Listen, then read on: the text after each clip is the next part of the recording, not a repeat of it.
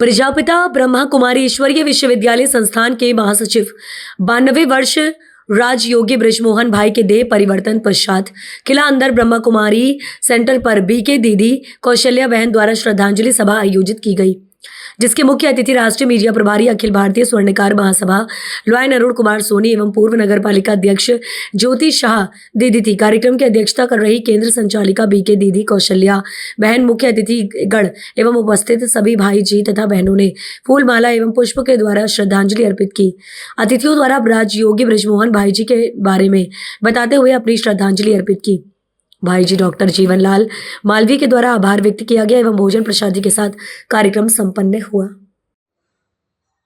बाकी तो हम एक दूसरे से सुनकर जान पाते हैं, उसमें सारी बातें कितनी कैसी वो अलग बात है, लेकिन स्वयं महसूस करना। आज हम दीदी के पास बैठे, आज दीदी को सुनते, आज दीदी की जो ऑरा है, जो प्रकाश है, जो हमारे और आपके सभी के शरीर से निकलता है, हम उसके संपर्क में आते हैं। और जब हम उसके संपर्क में आते हैं तो हमारे अंदर ज्यादा परिवर्तन होता है। यदि दीदी कुछ हमको घर पे भेज देती है, कुछ वीडियो भेज देती है, कभी कभी आप बोल कर भेज देती है, वो हम सुनते हैं, वो हम देखते हैं, लेकिन उससे ज्यादा परिवर्तन हमें दीदी के प्रत्यक्ष बैठे ना, उससे हमारे अंदर आ जाता है। तो ऐसे ही जब महान हस्तियां आज देश में आती है, हमारे बीच में आती है, और यदि हमें संपर्क का मौका मिलता है, निश्चित मानिए उसका प्रभाव आपके अंदर आता ही आता है। ये अलग बात है कि वो जो प्रभाव हमारे अंदर आया, फिर हमने उस पर कितना काम किया, उस पर हमने कितना ध्यान दिया, हमने उसको कितना स्वीकार किया। ये चीजें हमारे अंदर उसका विस्तार करती है, बीज डल जाता है। जैसे कि आप संपर्क में आते हैं, आपके अंदर बीज डल जाता है, लेकिन उस बीज को प्रफुल्लित होने के लिए, उगने के लिए, प्रफुल्लित होने के लिए खाद की व्यवस्था हमने की, हवा की व्यवस्था हमने की, पानी की व्यवस्था हमने की, तो वो वृक्ष बनता है।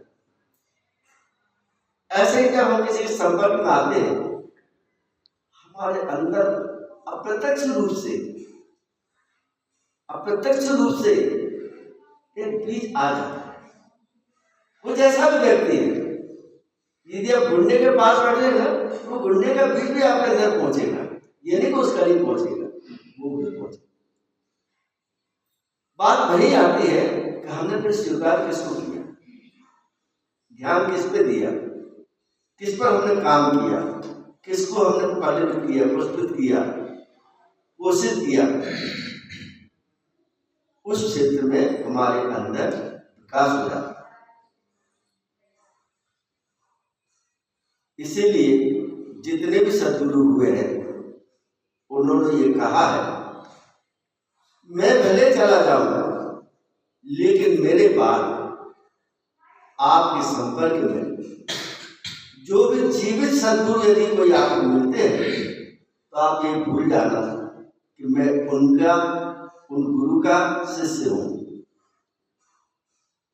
आप जो भी जीवित सद्गुरु आपको मिले, आप उनके संपर्क में आए। कोई भी सद्गुरु आपको गलत रास्ता नहीं दिखाएगा, यदि वो गुरु है, सद्गुरु है तो। अब ये हमें देखना है कि कौन से पाखंडी समाज में घूम रहे, वो अलग बात है, उनसे हम दूर रहे, लोभ और लालच से दूर रहे। जो आपको प्रत्यक्ष वो बहुत बड़ा लोभ लालच दिखा रहे हैं, समझ लो वो सद्गुरु नहीं है। सद्गुरु इस दुनिया की बात करें, सद्गुरु आपकी छोटी मोटी समस्या की बात करेगा, उसे तो मालूम है कि जो परम पिता परमात्मा की संतान है, उनकी ये दुनिया क्या बिगाड़ेगी, उनके दुख, उनके ये कष्ट क्या बिगाड़ेगी, उसका तो उनको अनुभव ही नहीं होगा। वो आपको छोटी मोटी बात नहीं करेगा। वो आपको रास्ता दिखाएगा, तो आपके साथ वो जन्म तक का रास्ता दिखाएगा। पर जरूरत है हमें थोड़ा समय प्रतिदिन घर में निकालना चाहिए। मैं ये कहता हूँ, आपको यदि समय नहीं मिलता है तो आप 5 मिनट निकालिए, लेकिन हमारी ये आदत बनी रहना चाहिए कि मुझे समय निकालना है,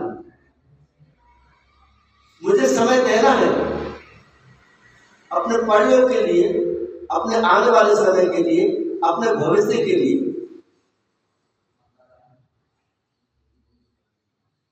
मैं अपने शब्दों में क्या कह सकता हूँ, जो कि हमारे बीच से जो चले गए आत्मा, उन्होंने जितना विस्तार से बताया है, जितना विस्तार से कहा है, जितना विस्तार से काम किया है, मैं तो आज उनको नमन करते हुए और हृदय से श्रद्धांजलि देते हुए अपनी वाणी को यह विराम देता हूँ।